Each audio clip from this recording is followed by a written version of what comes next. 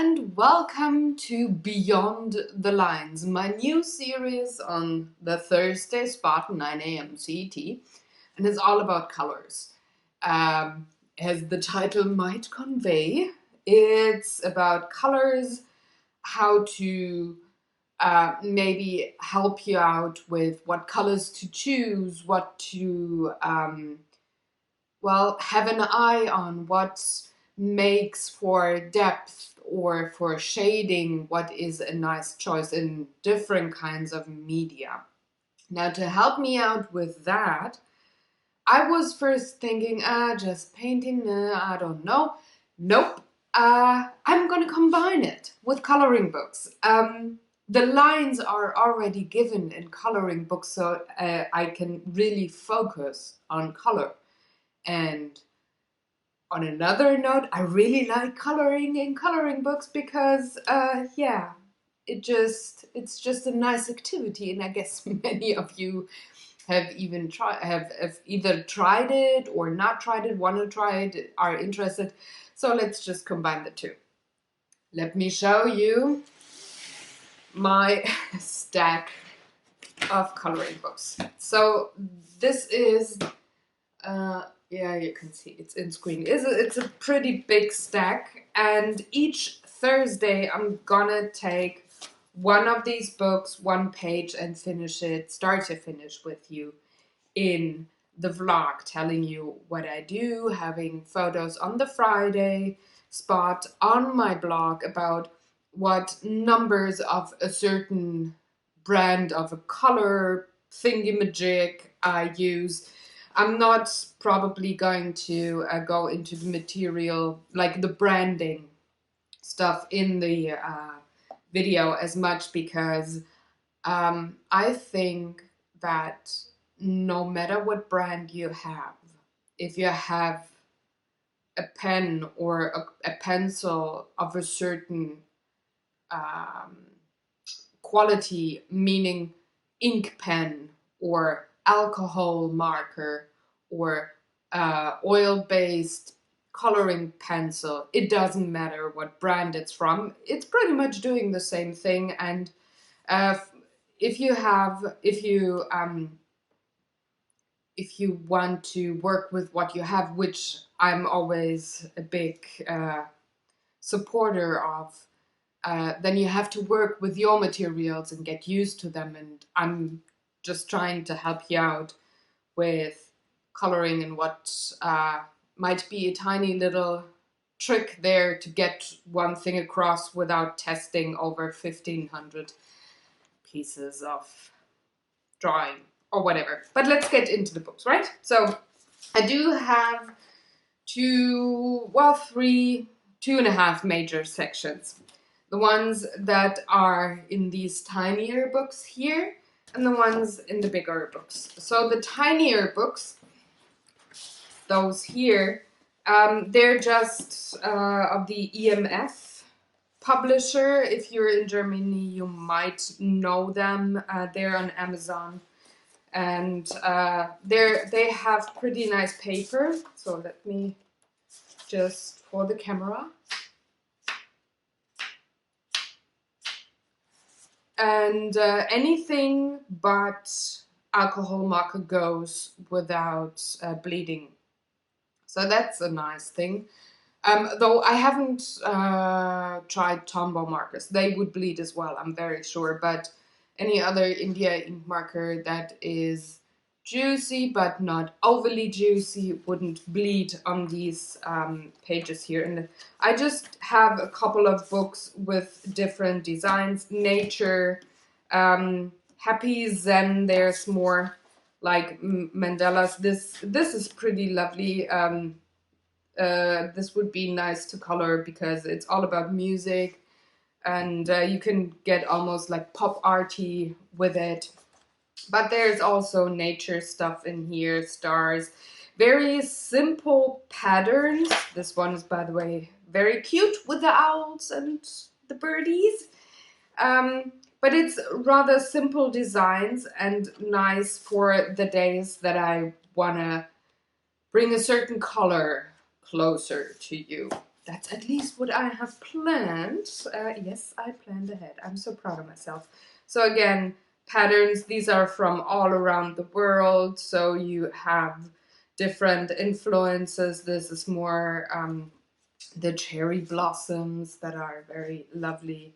So Asian styles. Then you have, we had in the bag more the Aztecs and Indians, Aztecs here. So just different designs that could really work nicely. And this one is called Happy World. Even in German, we know English words. And there's other designs in here that are pretty close to the around the world designs. They're very bold again. But they make for a nice size and design for trying out certain color combinations in different media. So I have recorded a couple of episodes already and I worked in this book, and I'm gonna give you a sneak peek of one of the designs that you can expect that I have video for. Just for you to know, for example, what is coming up. Where is that goddamn page? I should have, there it is. Should have had a marker in there. So for example, this is a coloring of a crab.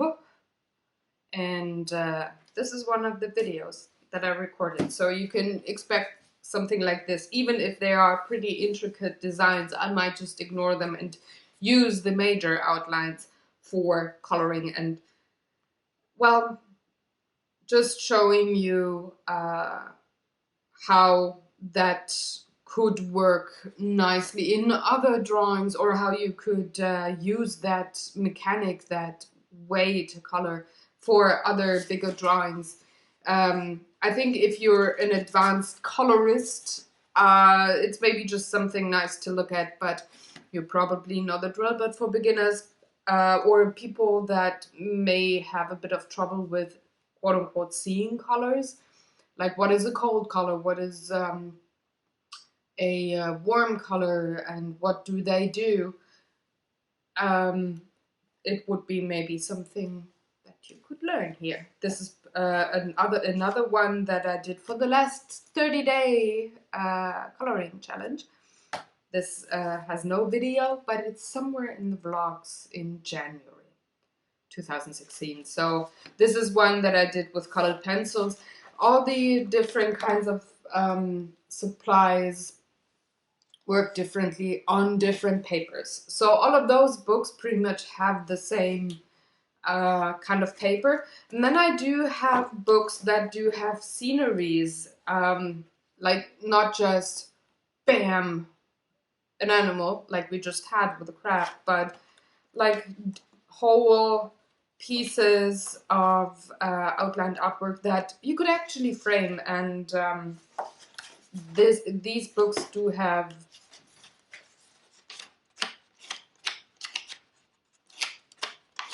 way thinner paper, so they do have, you can pull them out.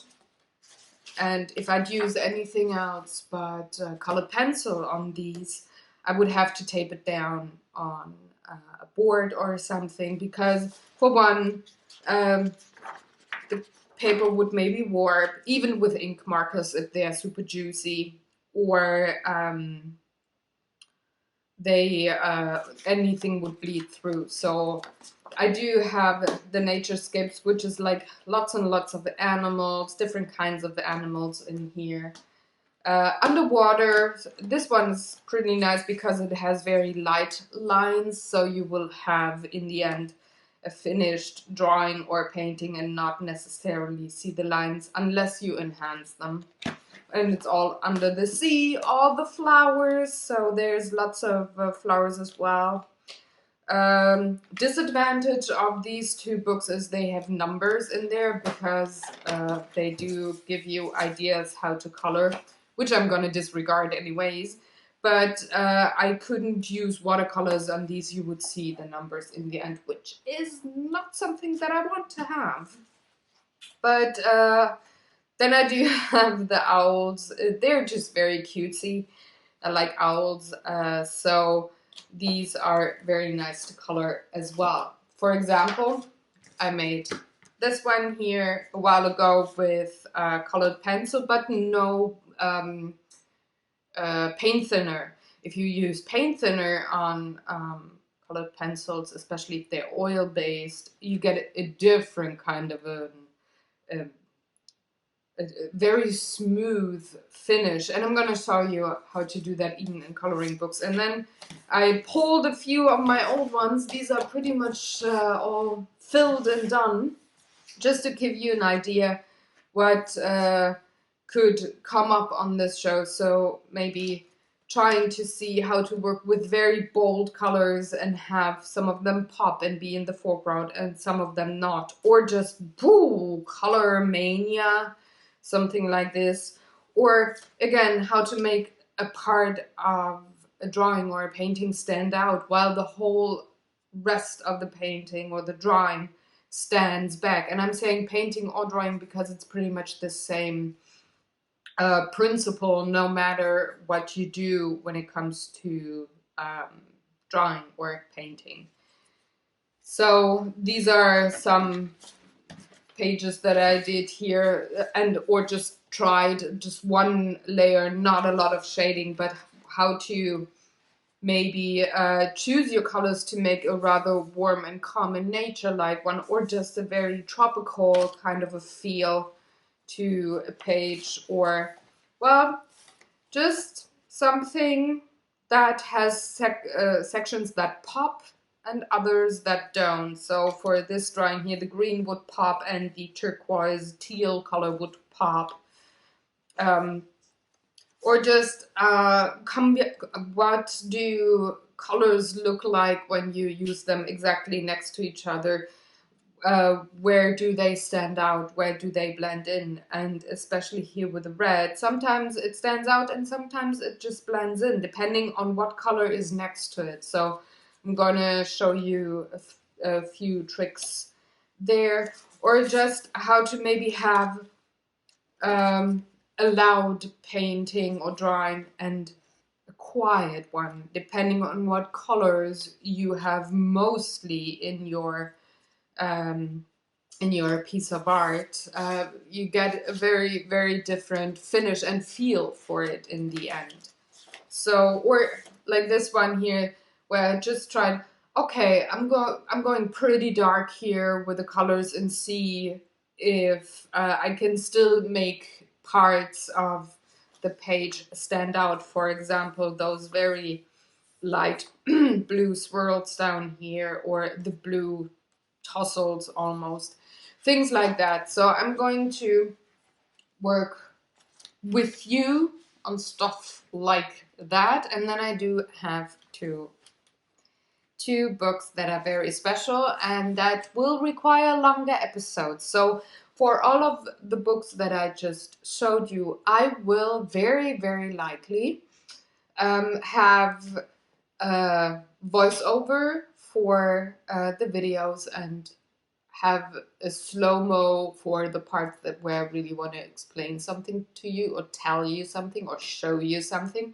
And then when there's repetition, I will speed it up because I don't want to steal your time. But then there's books that are that take a long time to work in, and that would be for the parts where I don't want to teach you something or show you something, but just do and talk a bit while I color, why I choose a certain medium or a certain color or what I want to do.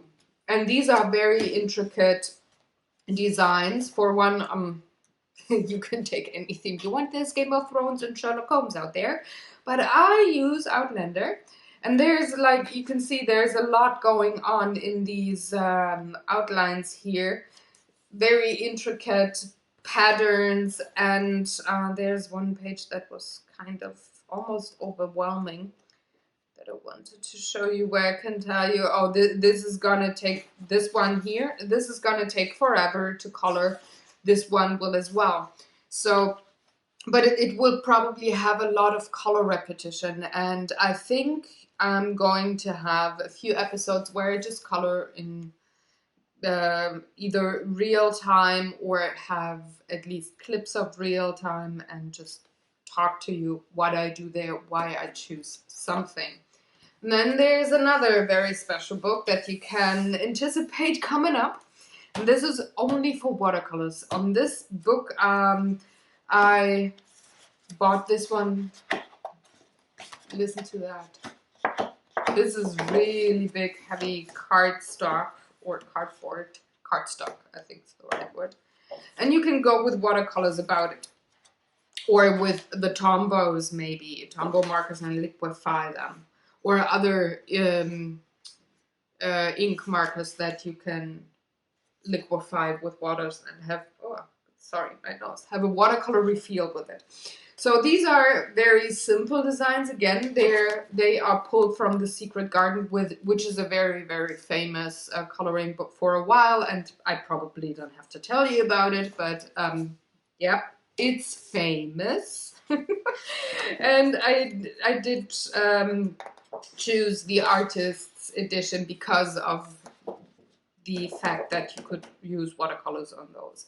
So these are very nature-like, very intricate but simple designs here, but I can maybe show you how to use watercolor in 1 or 2 layers, maybe sometimes 3, to make something stand back or pop in designs like these, and you can take away from that. I'm really looking forward to this one here. Whatever you like and what maybe helps you out in other for other art projects. That's the word. I cannot talk. So yeah, expect goofy stuff as well. Like, I'm not gonna change for this series. Expect goofy things. So these are the books that I'm working on, and I just very quickly want to give you an overview of the supplies that I'm going to use, because that is pretty much all I'm going to use. I'm gonna mix and match, or I'm going to stay within one medium. And the first thing that will very likely come up is oil-based pencils. I do have a set of the Faber-Castells. You don't need to have all of those things, but if you have something in the range of oil-based pencils, just use those. They're that comes snuck in there. There's maybe, yes, there might be differences between the brands, but like I said in the beginning, overall, they do pretty much the same thing. So no need to go out and buy something new, even if you don't have something in the range of stuff that I do use in the books. There's always something that you can substitute with. So oil-based coloring pencils will be one thing. And I do have this tiny little jar where I do have, what's it called? Paint thinner in it, because I'm using those brushes here with the paint thinner to smooth out the oil-based colored pencils. And I'm going to show you how to do that.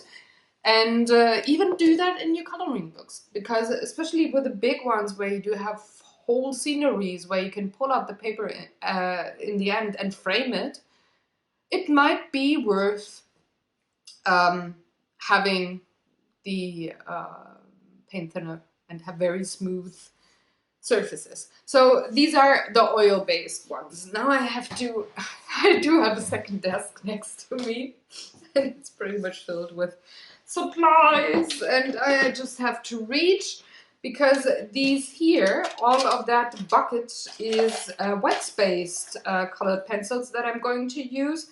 They're just mix and match from back in the day when I was in school, or hubby was in school. I pretty much inherited some of his coloring pencils, and they are all wax-based, and I'm going to use them as well and show you how to layer with them, although that might be a bit more difficult than it is with oil-based colored pencils, but nonetheless it's achievable.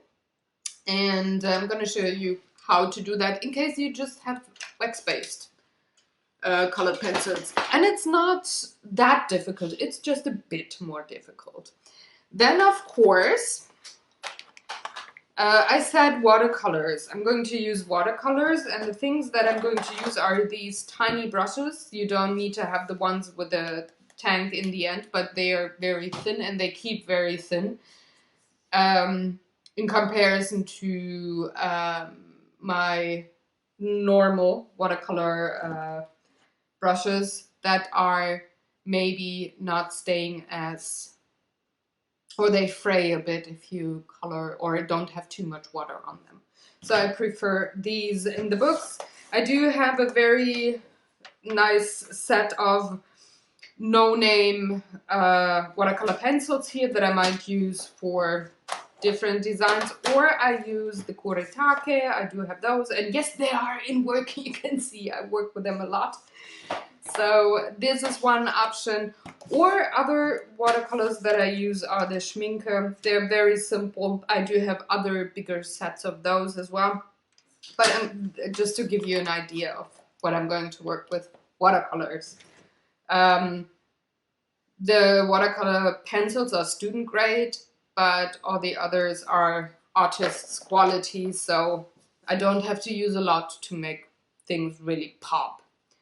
Another thing that I'm going to use, which is pretty much like watercolors in this regard, is, no, it's not Christmas, but this is the box that I'm storing them in, are the Tombow markers. I do have a few sets of those.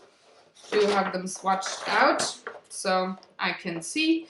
And you can see you can liquefy the ink and then work with them, but they're way brighter in the end when they dry than watercolors are, so maybe combining them with watercolors will make things pop even more, even if you just stay in one color and not have a lot of other things going on.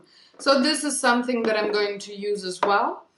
And then there's the big marker section. I mean, the Tombows I could also use without water at one point or another, but these are the markers that I used for all the coloring that you saw in the books already. Even the crab, that was done with the Faber-Castells as well. These are the artist pitch pens. They have a nice tip. Sometimes they fray if you have painted and drawn and drawn and drawn stuff with them, but there's a color arrangement here and I'm going to use that quite a bit. So any ink markers, preferably Indian ink, is fine, but mine are the Faber-Castells. If I want to go alcohol marker, I do have a set and another one of Copic markers. If I want to go for those, that might be an option as well. I might not go too much into how to color with Copics because there's lots and lots and lots of channels and videos on YouTube that do that already. So, and they really go into how to color with Copics in depth. So I might just focus on how to combine them with other materials maybe a bit more instead of how to color with the Copics. Though I'm not gonna skip that entirely. Another thing I have to stand up again, hold on. Come to mama. Another thing that I'm going to use in special episodes are these arrays of markers here. They're all pretty cheap markers that you can find in a supermarket or grocery store, any student grade markers. It's just an assortment of things here that I might use as well and show you, okay, even if you have only these, you can have some nice color and shading going on, or use them with another medium, like maybe with the wax-based pencils, for example. You can combine those. I'm going to show you what effects you can get there, depending on the colors. And last but not least, I'm going to use a few special things. For example, gel pens. All the ones with the stars here or the clear ones are colors that I do have. And I'm going to use them in the pages if I want something to really stand out or be maybe metallic looking or stuff like that. And I'm going to use them here and there just to finish things off. Probably I will use them way more in the pages that I have whole sceneries on, other than just the smaller pages here where I just show you color combination pretty much. And another thing, for example, on the oil-based colored pencils, the gel pens do not work. They don't want to sit on top. So I would probably go with metallic graphite or the metallic colored pencils of the oil-based polychromos on top, just to achieve the same thing. But be aware, gel pens on oil-based colored pencils is not gonna work. I might go for gouache or acrylic paint if I want something there. Just be aware. And yeah, now I talked for half an hour. But next week, I'm going to have the first episode for you. I hope you're just as excited as I am. And I'm gonna tease for you, we are going to start off with mostly warm colors and a bit of cold colors. For the first 3 episodes, I will just give you like a basic concept there and let you watch while I color and tell you what I do there. But then the later episodes, I will focus on a certain color or stuff. So these will be way more explain heavy than the first 3 will probably be. But join me next week. Hop into the new series Beyond the Lines with me. Grab your coloring book while you watch that. I mean, it's not a 5-minute video that I'm going to present to you. It's going to be more like 15 or 20 minutes. Because coloring a whole page could take up to hours. Hours. Yes, plural. And I might just, well, have the longer videos once in a while as well. Anyway, rambling. I hope you enjoyed getting the overview of what's to come. I'm really excited and I'm looking forward to the coloring because this is something that I like to do and I enjoy colors. They convey so many things for me that I will maybe even cover the voiceovers for the videos. Anyway, it's gonna be a lovely ride, I hope. Do all the good YouTube stuff, like, share, subscribe if you feel like it. And come back next Thursday for the first real episode of Beyond the Lines. If you have questions or comments, meanwhile, leave them in the comment section below. And I will see you very, very soon. Have fun, everybody. Bye.